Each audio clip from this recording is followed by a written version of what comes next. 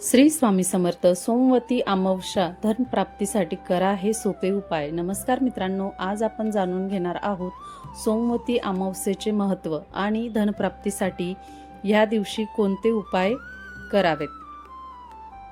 हिंदू धर्मामध्ये सोमवती अमावस्या ही अत्यंत पवित्र मानली जाते.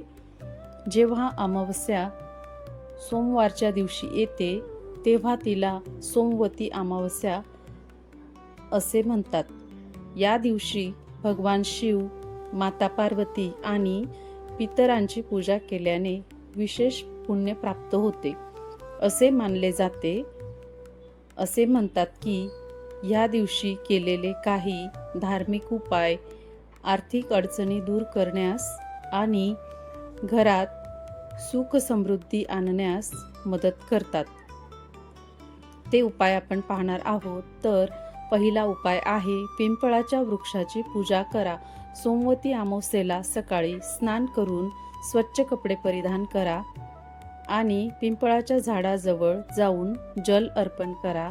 त्यानंतर हळद, कुंकू, अक्षता अर्पण करून 108 प्रदक्षिणा घाला किंवा आपल्या क्षमतेनुसार 11 किंवा 21 प्रदक्षिणा घाला. प्रदक्षिणा करताना ओम नमो भगवते वासुदेवाय नमः या मंत्राचा जप करा. असे केल्याने आर्थिक संकटे कमी होतात आणि घरात सकारात्मक ऊर्जा वाढते असे मानले जाते. त्यानंतर दुसरा उपाय पाहणार आहोत आपण. भगवान शिवांना अर्पण करा हा विशेष अभिषेक. सोमवार हा भगवान शिवांचा दिवस आहे. या दिवशी शिवलिंगावर जल, दूध आणि बेलपत्र अर्पण करा आणि ओम नमः शिवाय या मंत्राचा किमान 108 वेळा जप करा. शिवकृपेने जीवनातील अडथळे दूर होतात आणि धनप्राप्तीचे मार्ग खुलतात अशी श्रद्धा आहे. त्यानंतर आपण तिसरा उपाय पाहणार आहोत. माता लक्ष्मीची विशेष पूजा. संध्याकाळच्या वेळी घरातील देवघरात तुपाचा दिवा लावा. माता लक्ष्मी समोर कमळाचे फूल किंवा लाल रंगाचे फूल अर्पण करा माता लक्ष्मींना. त्यानंतर श्री सूक्त किंवा लक्ष्मी मंत्राचा जप करा. त्यानंतर माता लक्ष्मीचा मंत्र आहे ओम श्री महालक्ष्मी नमः. या मंत्राचा 108 वेळा जप केल्यास माता लक्ष्मीची आपल्यावर खूप कृपा होते असे मानले जाते. त्यानंतर चौथा उपाय आपण पाहणार आहोत. गरिबांना दान करा. सोमवती अमावस्येच्या दिवशी अन्नदानाला खूप महत्त्व आहे. त्याचप्रमाणे वस्त्रदान किंवा गरजूंना आर्थिक मदत करणे अत्यंत शुभ मानले जाते. दानामुळे पुण्य वाढते आणि जीवनातील अनेक अडचणी दूर होतात. लक्षात ठेवा, दान करताना अहंकार न ठेवता श्रद्धेने दान करावे. त्यानंतर आपण पाचवा उपाय पाहणार आहोत.